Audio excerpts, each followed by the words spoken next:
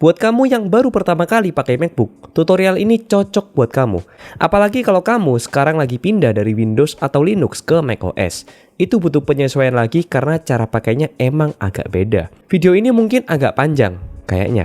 Jadi kamu bisa aja loncat ke bagian-bagian ini atau bisa klik timestamp yang ada di deskripsi ya. Oke, kita mulai bahas keyboard shortcut yang bakalan sering kamu pakai. Ini kamu harus banget tahu agar kamu makin mudah pakai MacBookmu. Please take note, keyboard shortcut yang kita bahas cuma yang bawaan dari MacBook aja ya. Karena keyboard shortcut ini banyak banget bro kalau kamu juga pakai aplikasi lainnya. Misal, VS Code punya shortcut sendiri, Final Cut Pro punya shortcut sendiri, aplikasi Notion juga punya shortcut sendiri, dan lain sebagainya. Oke, pertama dari copy and paste. Caranya kamu pakai Command plus C, lalu Command plus V ke folder tujuan. Tapi kalau kamu mau cut and paste, caranya kamu pakai Command plus C, lalu Command plus Option plus V ke folder tujuan. Nanti file di folder asalnya akan terhapus. Tapi ini di Finder doang ya. Misal kamu pakai aplikasi lain, misalnya VS Code atau Apple Notes, cara copy and paste-nya itu sama aja. Tapi cara cut and paste-nya itu beda. Kamu bisa pakai Command plus X untuk cut-nya, lalu Command plus V untuk paste-nya. Kedua, buat bikin folder baru di Finder, bisa pakai shortcut Command plus If plus N dan tinggal kamu ketik aja nama untuk foldernya, terus Enter. Kalau kamu mau ganti nama foldernya, kamu pakai shortcut Enter di foldernya dan ketik sesuai sama yang kamu mau. Nggak pakai F2 ya. F2 di MacBook itu soalnya buat nambahin brightness layarnya. Ketiga, buat tutup aplikasi, nggak cukup pakai button merah di pojok kiri atas sini. Button close di sini tuh bikin aplikasinya masih ada di dock MacBookmu.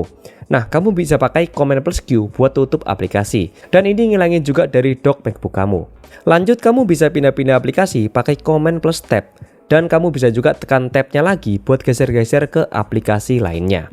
Please take note, kalau CMD plus Tab ini nggak akan bisa kalau aplikasinya sedang dalam kondisi di minimize. Kalau sedang di minimize, kamu harus klik dari icon yang ada di dock MacBook kamu.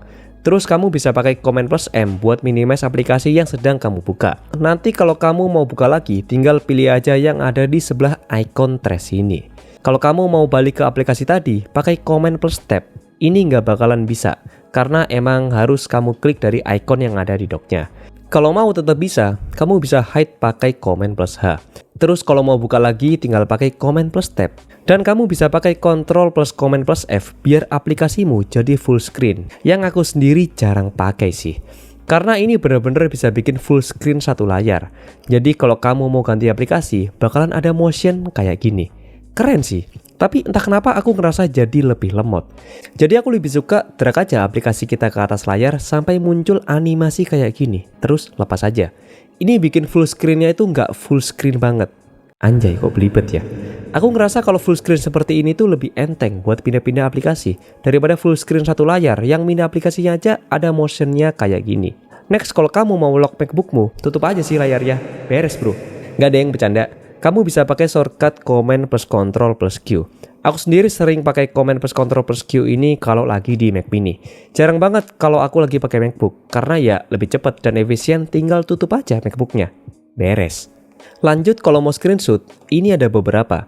Pertama, screenshot full satu layar dan disimpan ke folder desktop. Caranya pakai Command plus Shift plus 3. Kedua, kalau mau screenshot full satu layar tapi disimpan di clipboard, pakai Command plus Ctrl plus Shift plus 3.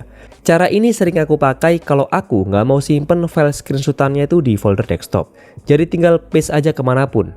Ketiga, kalau mau screenshot bagian tertentu aja dan disimpan ke folder desktop, caranya pakai Command plus Shift plus 4. Terakhir, kalau mau screenshot bagian tertentu aja tapi disimpan di clipboard, pakai Command plus Ctrl plus Shift plus 4. Biar simple, kalau mau screenshot satu layar itu pakai button 3. Kalau mau disimpan di folder desktop, jangan pakai Ctrl. Bingung? Wajar. Nanti lama-lama juga kebiasa kok. Lalu kalau buat screen recording, pakai shortcut Command plus Shift plus 5 dan klik record. Nextnya, buat delete folder atau file bisa pakai Command plus delete. Buat yang belum familiar, button delete di MacBook itu sama kayak backspace di laptop Windows. Jadi emang di MacBook itu nggak ada dedicated button untuk delete. Kalau kamu pakai Command plus delete, filenya itu akan dipindahkan ke folder trash, jadi nggak langsung ke delete. Kalau mau langsung delete kayak Ctrl plus Shift plus delete di Windows, gimana caranya bang? Di MacBook caranya pakai Command plus Option plus delete. Nanti akan muncul konfirmasi seperti ini dan pilih aja yang delete. Delete di sini juga bisa buat uninstall aplikasi bro. Kalau ada aplikasi yang sudah nggak dipakai dan kamu mau uninstall, cukup pilih aplikasi yang di Finder, masuk ke folder application, dan pakai Command plus Delete kalau kamu mau pindahkan dulu ke trash. Atau langsung aja pakai Command plus Option plus Delete buat uninstall secara permanen. Lanjut, kamu harus banget selalu pakai Command plus Space buat buka aplikasi di MacBookmu. Command plus Space ini buat buka Spotlight atau search kayak di startnya Windows. Dan kamu hanya perlu ketik aja nama aplikasinya, terus enter. Bang, itu tampilan spotlightnya kok beda dah.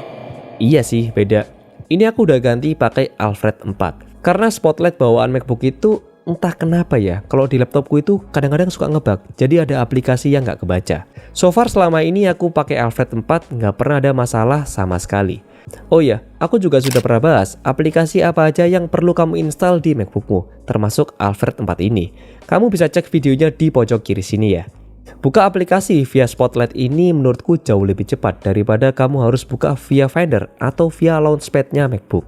Oh ya, selain pakai Command plus Space, kamu juga bisa pakai function button F4 buat buka Spotlight ini ya. Terakhir, kalau kamu mau pindah di aplikasi yang sama, bisa pakai Command plus cacing.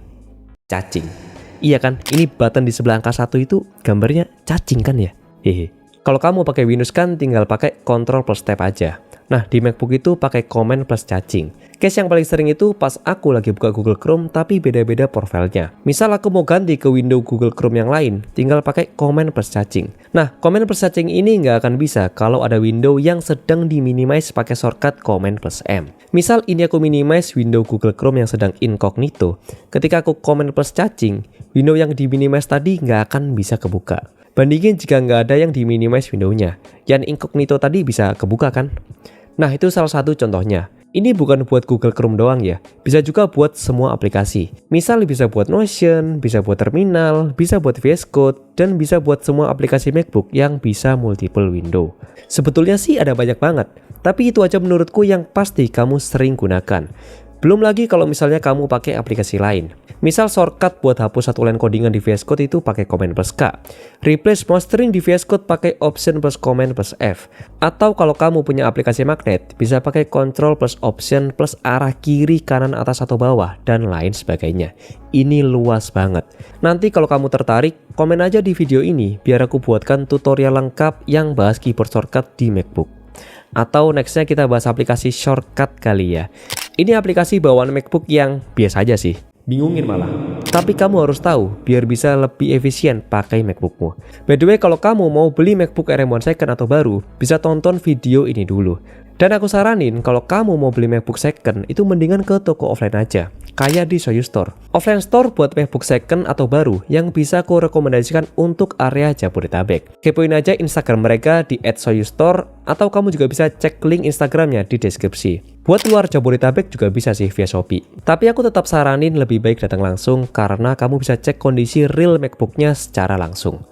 Oke, aku Fahri Akbar, sampai jumpa di next video.